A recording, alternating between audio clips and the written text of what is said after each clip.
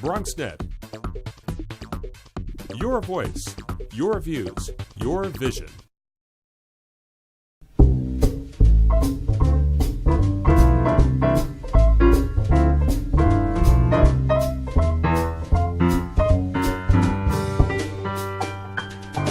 I never get much for moonlit skies, never wink back at fireflies. But now that the light is in your eyes, I'm beginning to see the light. Never get much for afterglow or candlelight on the mistletoe. But now when you turn the lights down low, I'm beginning to see the light. Used to ramble through the park, shadow boxing in the dark, and then you came and caused a spark. That's a 4-alarm fire now. I never made love by lantern shine, never saw rainbows in my wine. But now that your lips are burning mine, I'm beginning to see the light. Never get much for moonlit skies, never wink back at fireflies. Now that the light is in your eyes, I'm beginning to see the light. Never get much for afterglow or candlelight on the mistletoe. Now when you turn the lights down low, I'm beginning to see the light. Used to ramble through the park, shadow boxing in the dark, and then you came and caused a spark. That's a 4-alarm fire now. Never made love by lantern shine, never saw rainbows in my wine. But now that your lips are burning mine, I'm beginning to see the light.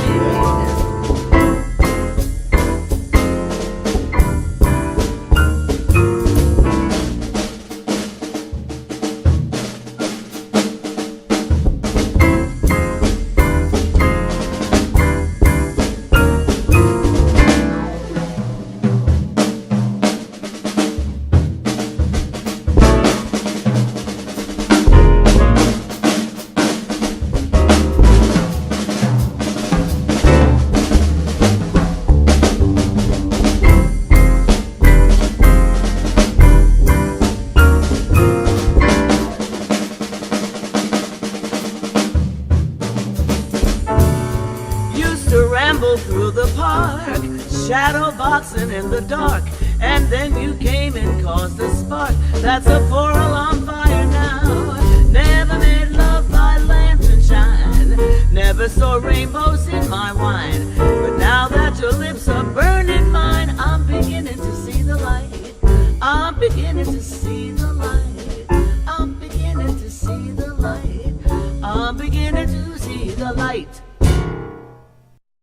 Your education is the key to your future. And if you're a high school student, your next stop is college. A college education gives high school graduates a competitive advantage professionally and financially. Without it, your job opportunities are much more limited. A college diploma is a necessary requirement for any successful tomorrow. So make sure you're prepared. Speak to your guidance counselor. Visit your local colleges. Your education is the key to your future.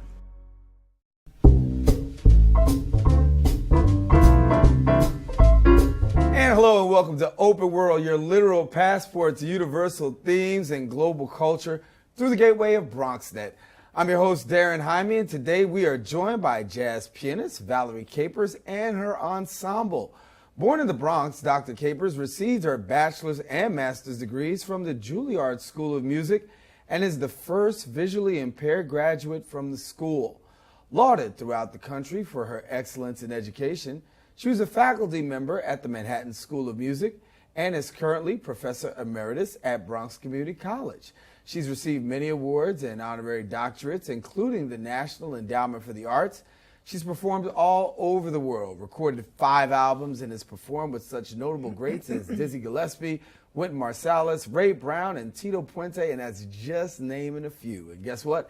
Ms. Valerie Capers joins us now on Open World. And Dr. Capers, good to have you. Oh, it's wonderful to be here, Darren. I'm so happy to be with you this afternoon. And what I didn't mention was that you are actually going to be inducted into the Bronx Hall of Fame, Walk of Fame. And for the 2012 inductee. Congratulations to you Oh, there. thank you. I'm really excited about that. I know it sounds kind of corny and hammy, but I've lived in the Bronx all my life, and I've wanted for a long time to say, God, wouldn't it be wonderful if I got invited to be part of the Walk of Fame of the Bronx? I've lived here all my life and so forth, and it happened this year, so I'm really thrilled. And it's a very special moment for, I guess, a lot of people who've been born and raised in the Bronx. Yes. And so talk to me a little bit about this musical influence that you had coming up in the Bronx. Who were some of your musical influences? Well, I'll tell you, when I was coming up in the Bronx and studying at the Institute for the Blind, I went there during the week and came home on the weekends. And so while I was there, you know, and I knew when I was about 11 or 12 that music was going to be the thing. But at that particular time, I was into Eurocentric music, classical music, Bach, Mozart, Beethoven, you know, all of that business. Now, I had a younger brother, Bobby Capers, who worked several years with the Mungo Santa Maria and Hubert Laws and different people like that. And I was always known as Bobby Capers' sister who goes to the Juilliard School. That was a little later. And when Bobby was in his teens and was playing jazz locally with you know, the musicians in the Bronx. And as I started to get into jazz, which I'm listening to it and getting enthusiastic about it, I guess I must have been about 15 or 16. And of course, the people that I listened to were people like Art Tatum and Errol Garner and Oscar Peterson, and people like that, of course, Dizzy and Charlie Parker. And the thing about those guys was that you'd get a recording with Dizzy Gillespie and Charlie Parker, and they'd play, and it was just so unbelievable that you felt if you were trying to get to learn to play jazz or something, that you were listening to something that was on Mount Olympus, and how in the world were you ever going to get close to it, you know? But the thing that made the difference in my life, and I was you know, I was in my 20s now. Bobby and all the guys, they were in their teens playing, and they didn't really asked me to play because I wasn't really good at it, and I wasn't really working at it because I was busy, you know, finishing up with the requirements at Juilliard and then getting into teaching and all. But when I started, Bobby started putting the pressure on me. I started working. The thing that changed my life around was John Coltrane. And the thing about it is that I would be listening to Train playing music in the early 50s with Miles and things like that. And then around 1960 when the Giant Steps came out, I mean, I remember what that was like. All the local musicians on the street, they would stop, man, have you heard Giant Steps? Couldn't get the album today. They're all sold out. I mean, it was like some great, you know, world event had occurred. And the thing about it was that I was so excited because I listened to Train and listened to him like in 50 and 51, and then listened to him again as he went along through the 50s, 57, 58, 59, 60. And the thing about it with Train is that I could really, really hear the growth in his playing. Now, not that Dizzy and Charlie Parker weren't growing too all the time, but they were so way up there that the growth was a smaller and more subtle thing with what they were playing, because what they were doing in 50 and 51 you know, was just extraordinary. And then to hear Train play with Miles, and then gradually through the years, and I said, here's one of our great geniuses, and I could really, really hear the growth in his playing. And I said, well, then there's hope for me. You know? Yeah. Talk to me about that growth, and you said you heard the growth. Now, yes. Being the fact that you were visually impaired, yes. Does that give you a little bit more of an advantage in the other areas in terms of being able to, you know, pick up on other things and really enhance your music? Well, yes and no, not necessarily. I remember taking a lesson one day at Juilliard, and my teacher said to me, you know, you've got to listen more. You're not playing this phrase the way it should be sounding. You really should be listening more. And then when I left the lesson, I had to go up to the library to listen to a recording for a class that I had. And the librarian said, now I know how sensitive you are. Which recording would you prefer? You know? Whereas where I've been just, you know, called out on not being able to listen. You can the thing that got me with the listening, if you were lucky enough to have an ear that can pick up things, that's a big advantage. Artie Jenkins, one of the local musicians that I used to listen to, I used to go to the Blue Morocco, a club on Boston Road in the Bronx. He played for Nancy Wilson and he played for Irene Reed. They were all singing there, and he was a wonderful player. And he was so kind. Nobody wanted to spend any time with me because I didn't know how to get started with the study. It was very complicated, very difficult from sitting down and playing a Mozart sonata or something. It was another bag entirely. And he spent time with me. I got him to come over and play things for me, and I'd ask questions, and I'd listen, so forth and so on. And one of the things that Artie suggested, and a lot of musicians did in that time, they would take recordings of Bird and Dizzy and Train and other people. And at that time, we had, we were dealing with the 33 1/3, the LP, and, that sort of stuff. So we would take the LP, and they suggested that I run it at, 7 1/4, the speech speed, and I would be able to hear the improvisations that, let's say, Bird was playing or Dizzy was playing. I'd be able to hear them in the same key that they were playing in it at the higher speed. It's just that it was a couple of octaves lower. But being able to slow that down was, gave me the opportunity to hear how the line was moving when I couldn't before, because it was so quick, it was so complex, and my ear couldn't pick it up all at once. 1965, big year for you, Portrait and Soul. That was the first album. I'm sorry you mentioned that. Why?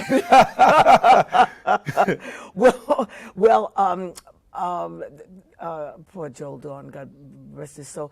He was very enthusiastic about my brother, who was a wonderful saxophone player, and Bobby was so kind, and he tried to, when he was working with Mongo and so forth, to give me the opportunity to to play or to record or to do something.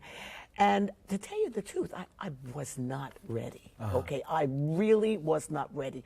I was struggling, trying to, get a job and trying to work, and the whole mental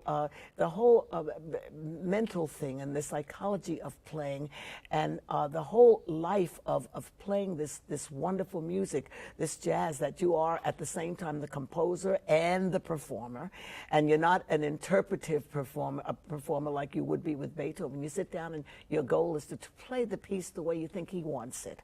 But when we sit down to play, we play a piece the way we create it and feel it and how it comes up and the way we want it, It's a totally different thing, and I just couldn't do it, and he got me the opportunity of doing that, Portraits in Jazz. And it really wasn't all that good. So you didn't feel like that was your best work? No, by no means, and I try to pretend it never happened. But if it was, somebody came up to me at Kitano's a few weeks ago and said, "Oh, Miss Capers, would you please sign your album for me?" I said, "I'd be happy." I figured he just said album loosely, and he meant one of the CDs. Right. He said, "I have Portrait and Soul," and I said, "Oh, no, you don't." I said, "Tell me you don't." He said, "Yes, he started." He said, "Well," I said, "Oh," so he laughed. I said, "I'm going to sign this, and I'm going to put under duress." Under duress. That's right. Well, fast forward us with me for a minute to 2001, because you go from Portrait of Soul in 1965, 2001. You've got limited edition that comes out. Right, but there was something in between there that was very important, and that was in 1982 when I did Affirmation, and that was a very important thing for me then. Am I taking you off to something? No, go ahead. Go ahead. Affirmation was important to me because that was a horrible time in my life. I lost my brother just a couple of years earlier, a few years earlier, and more than a few years earlier, about 5 years earlier, and my father shortly after that, and it was pretty bad. And then I had an accident, I had a fall, and I injured my back, and I was out of school on disability at the college for about a year and a half, and I was terribly depressed. And I was wondering, I thought, gosh, Daddy's gone, my mother and I are the only ones left, Bobby, and Bobby and I always talked about, how important it was to go on with our music and to stay strong. And I thought to myself, well, here I am, and I'm in this funk. I've had all these terrible things happen to me, and I've got to find some way to pull myself out of it and do the kind of things that Bobby would expect me to do, you know? And so in '82, I put together the album Affirmation, and of course, affirmation is always something that's a positive thought, a positive thing. And I put that together, and I'm very proud of that. That was a really good album. I want to take a quick break and come back and talk a little bit more with you in just a second. We Okay. talked about, what, three of the 5 albums. We'll get to the other 2 after the break, and then we're also going to come back and talk a little bit about some of those very special influences. But first, we're going to have an opportunity to hear Dr. Valerie Capers play. That's going to be right after this break when we return.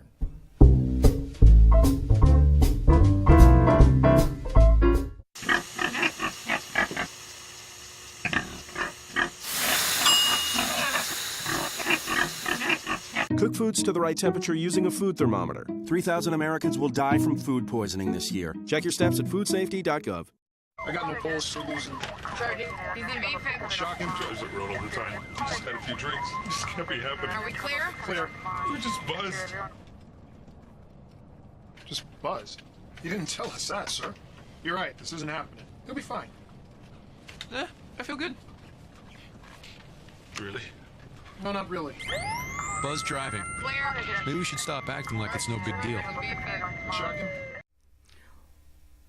One song that's a lot of fun to play is a composition that was written by Bobby Timmons.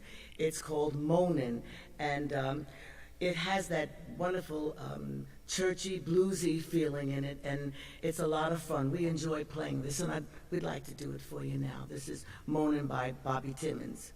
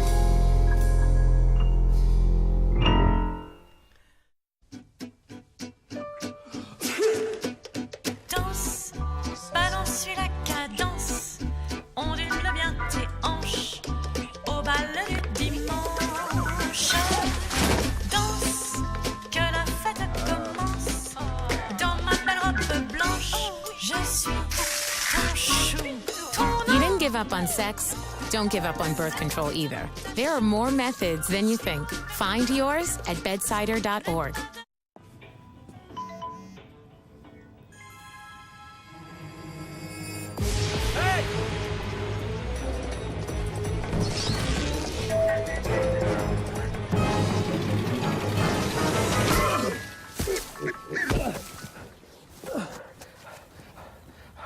So, same time next week?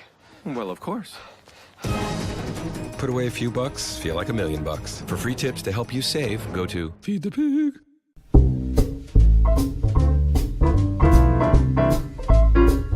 And we are back, and yes, you have heard Dr. Valerie Capers and her ensemble, and what a performance they actually gave. And Dr. Capers, Thank you. I mean, you guys really put some hard work in there. And, you know, the interesting part for me is the fact that, you know, these aren't just some guys that you work with, you know, sometime. Yeah. You've got a long-standing relationship with these gentlemen. Both of them, yes. Yes, I met John at Bronx Community College in the music department.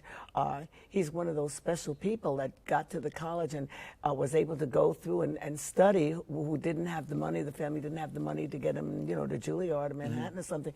And he was just outstanding. He plays cello, he plays bass, you know, classical and jazz cello, and he's also plays electric bass, and he was 1 year voted the best Latin bass player. You know, he's worked with Celia Cruz and Tito Puente and all sorts of people. And Earl, we call him Boom. Earl I met in '85. I met John a little earlier because he was in one of my classes at Juilliard. And Earl came to New York. He was just getting married at that time from Detroit. And we did a gig with Opera Ebony. And I liked his playing so much. And I asked him, you know, do you think we could possibly get together and play? So we've been through a lot together over the years. So since 1985, these gentlemen have been with you? Yes. Wow. Wow. What does that do for you in terms of musically? I mean, to know that you've got people who, who've been with you for almost 20 years. You know, it's very comfortable because my coming up and with the development of jazz, I remember talking to Jerry Allen one night. I had to sub for her for, she had said there'd been a conflict with a gig, and I subbed for her, and we got to talking about coming up. And when she was coming up in Washington, she was there developing her jazz with all the, with all the great jazz people that were around Washington, and people would come in and out. And that was her main concentration.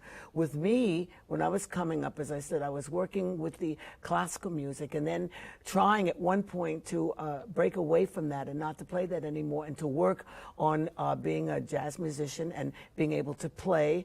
And it was, it was very hard for me. I'll tell you, the worst thing in the world is to play a gig with your brother or play a tune on a set, and he's playing the saxophone, and between breaths of a phrase, he says, lay out, you know. I did, I was all over the place. And I had to struggle because I was working, I wanted to make a living, was teaching, and that was very hard and very demanding.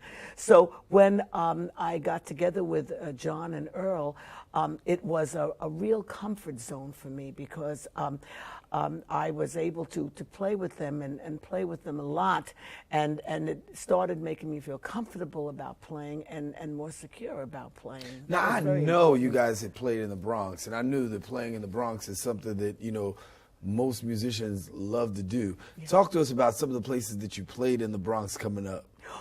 Oh, well, we played at Ostis College. We haven't played in Bronx clubs. We played in Ostis because the clubs really weren't thriving when John and Earl and I started playing, like we get in the 90s. We have a very, very rich, I'm part of the Bronx African American Historical Project, which is dealing with all sorts of audio histories and all the things. I mean, we've got so many people that have been a part, but we've played mostly like at the Bronx Museum, at the colleges at Lehman, at Bronx Community College, at Ostis College, and that sort of thing here in the Bronx. A couple of outdoor concerts and, things like that. We talked about the fact that you will be honored for Bronx Week on this Bronx Walk of Fame. What does this actually mean to you in terms of your career, being able to come from the Bronx and now being able to be recognized by your own hometown? It really means a lot. All of us as artists, just thrive when being loved and appreciated. You know, that's a very, very special thing. And the Bronx, I mean, I as I said, I grew up in the Bronx, and the Bronx went through terrible changes and terrible, you know, setbacks in the 70s, for example, and the early 80s. I mean, things were a mess, and it was very depressing, so forth and so on. And I would travel around the country, for example, and then people would kind of, you know, talk to me about the Bronx and, oh, that place, and so, and I would just rave about the Bronx and how much I loved the Bronx. And so it got so to the guys were calling me Miss Bronx every time I got there.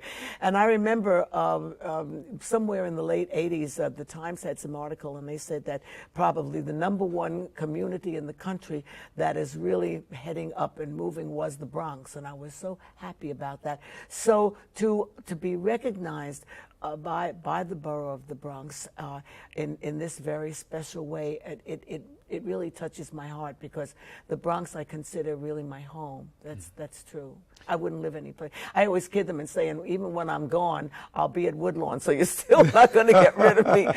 So you'll be in the Bronx forever. Yeah, that's right. That's it. We want to let you know Dr. Valerie Capers is here with us, and we're sharing a little bit about her music, her life, and really what's made her a legend in the field of jazz and also classical music. And we want to tell you that she has got a beautiful ensemble. We heard a little bit from them a few minutes ago, but before we continue, we're going to take a little quick break, and we're going to come back and we're going to hear more from Dr. Valerie Capers and her group when we return right here on Open World, where we're opening it all up right to you.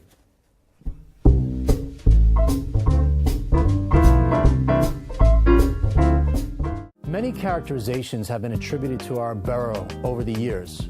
But the public resource, that is BronxNet, has equipped thousands of men, women, and young people to depict the borough in ways that reflect the experience, voice, and vision of the people who actually live here.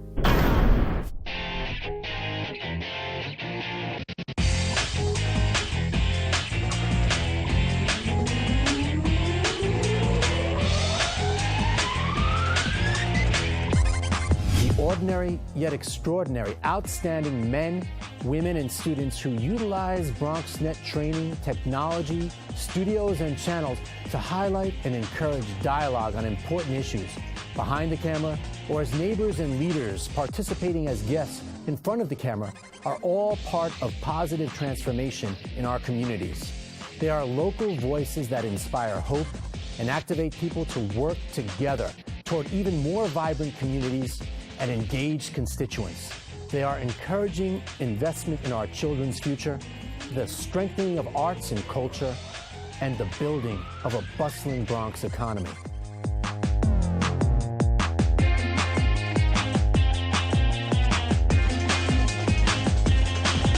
The producers of BronxNet capture and share the viable solutions that Bronxites put into action to tackle each and every issue we face together.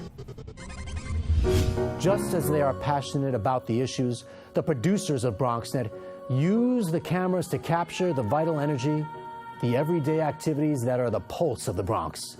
The forums, parades, festivals, and studio programs shared on BronxNet that say, "We are proud. Estamos orgullosos. Yimidem. Unyam krenar. Nahenu mustafaren. Banta tiwa." We are proud of who we are. They capture the flavorful and unique treats, treasures, and triumphs that reflect the colorful heritage and make the Bronx the Bronx.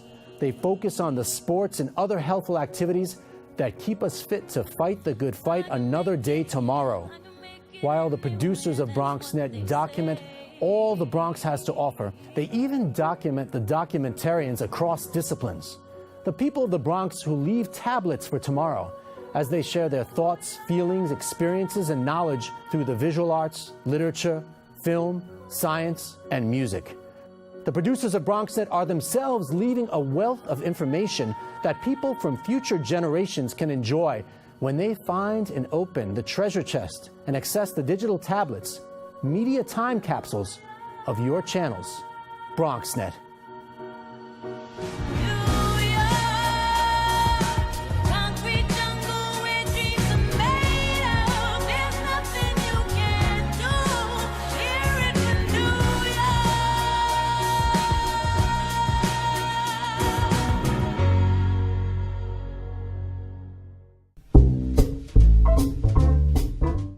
like to play for you a wonderful composition, Take the A Train by Mr. Billy Strayhorn.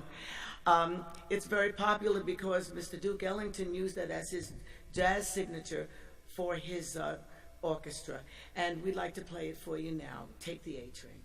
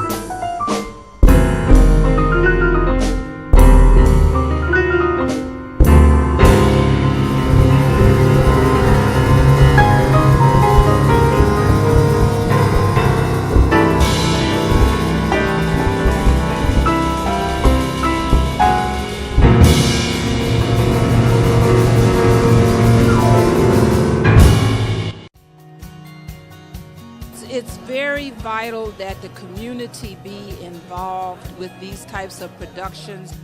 It introduced me to the operations of camera, about field production. It was like an extended version of going back to school for me. I think BronxNet brought it out of me.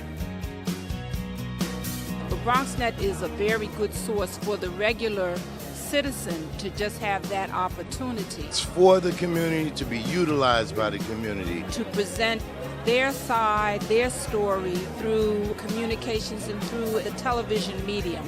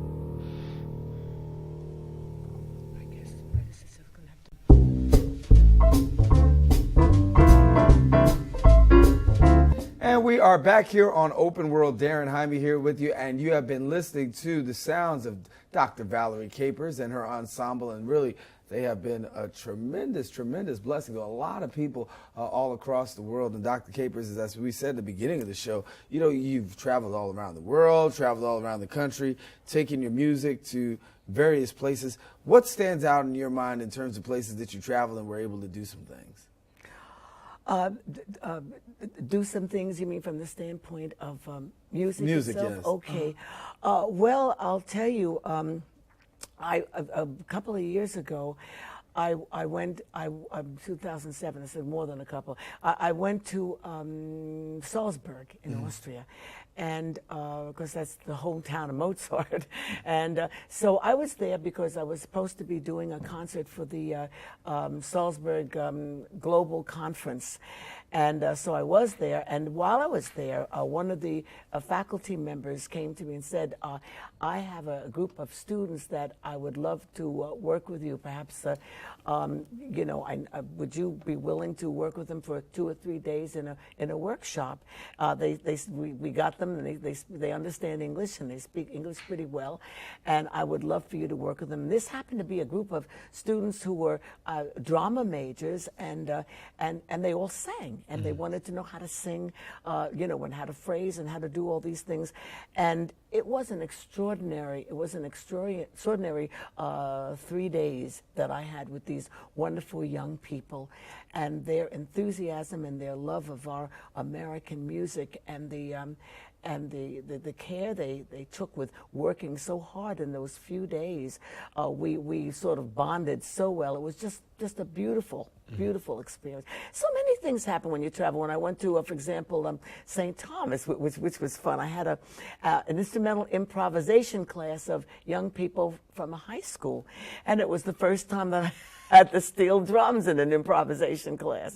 And that was wonderful. That was so much fun and very interesting. When you talk about the classroom, obviously you're Professor Emeritus at Bronx Community College. Yes. You left there, and then you decided to even push further in the field of music. Talk to us about what can we expect in the future, because we know that you've been the educator, you've taught music, and you've done some things. What can we expect from Dr. Valerie Capers in the future? Well, I'm hoping that, well, the immediate thing, I'm going to be working on a new album, but it's sort of the overall future. I am working very hard now. I've spent so much time over the years giving my energy and time to the students, and every year I'd say, well, maybe I won't put in that much time or that much effort, and then I can leave a little more time for myself. But it doesn't happen that way. If you really love teaching and you love bringing this music to the students, you can't sort of, you know, do it halfway. You have to do it all. So what I'm looking forward to now is I'm hoping that I'll be able to maintain my mental health and my physical health, so that I can spend time. What my goal is to improve on my, you know, my artistic styles and expressions, and expand the things that I'm playing, and share all those things as I grow with people who want to come and hear me play. And of course that's my major thing. And of course I'm going to continue teaching, doing the workshops and bringing music to people, because I love music, and I think music is the greatest gift we can give anyone. And so that's what I'm going to do, continue developing my own artistic skills and so forth, do some more composing now that we have computers that are a little more brain friendly now for composing. And then, as I said, teaching, you know, workshops and things like that. Before we go, I got to ask this quick question. Stevie Wonder, yes. Talk to us about what kind of influence he meant to you, if any, given the fact that both of you shared the fact of being visually impaired. Okay. Stevie Wonder was a very, very interesting musical person to me. His influence, I would say, is not necessarily in the way that, let's say, Bill Evans or Oscar Peterson would be, because they were more immediate to my instrument. But the influence that Stevie Wonder has made on me certainly is in the area of his composing and his performing. I mean, I remember doing a simple tune like "Isn't She Lovely," and you know, it's a very simple tune, and it's what we call in music strophic form. Isn't she lovely? Da da da da da da da da da da da da da da da da da da da. Isn't she lovely? I can't remember the last line. Isn't she wonderful? Wonderful, da. And then, but the thing is, you study that piece and you start teaching it to them. And it's not, I know I'm trying not to be too technical, but for example, we know that when we write a tune, or that there are certain basic primary chords that are important in putting a piece together, the 1 chord, the 4 chord, the 5, and you have the 2 and 5. And Stevie, as simple as this melody was, it started on chords that had a secondary relationship to the basic chords at the very beginning. I mean, this is genius. I mean, you know, it's not just a simple ABC pattern or formula, if you will, for harmonizing a melody. It, you know, it comes from the genius, very basically simple. It comes from somewhere inside there where he hears this, and I mean, that simple thing, who the kids were just amazed. I was too when I started saying, look what he's done here. This is just unbelievable. And you know, someone else who does something like that is Duke Ellington. When you've taken courses, when you've taught courses and taken courses and you learn how to write melodies, they always tell you about writing melodies that don't have skips and don't have problems in them, that move kind of close together stepwise. I hope I'm not getting too technical. Mm-hmm. But Duke Ellington never treats me, da-da-dee-dee, la-da-da-da. These kind of things, he does incredible jumps and things. And you'd hand a teacher that said, no, you can't do this. You really can't do this. You don't write melodies like that. But you do when you're a genius. You do when you're a genius because it works. Well, I want to tell you, you have worked it out in many ways for many people all across this country and all across the world. And we want to thank you for coming and sharing with us. And Dr. Valerie Capers, best wishes to you in the future. Congratulations on the so much. Bronx Walk of Fame Award. Now, you said music is a gift, and you talked about that before. So I need a gift before we leave. If you could just like serenade us and take us out with a little something, it would really be good for me and for all of those who are watching.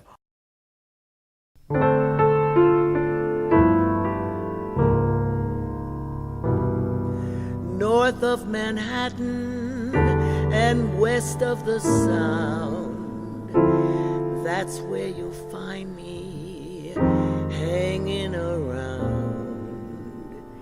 You can keep Chelsea and Sutton and the Great White Way. The Bronx is where I want to stay. From Fordham Road to City Isle, the folks all greet you with a smile, strolling up the concourse on a summer's day. We'll tell you why I'll never stray. 4th of July, out at Orchard Beach, 'neath the summer sky of blue. Sunday afternoon, going through the zoo. And don't forget, we've got the Yankees too. So now you know never roam far from the place that I call home. You'll never find a better place to be. Yes, the Bronx is all right with me.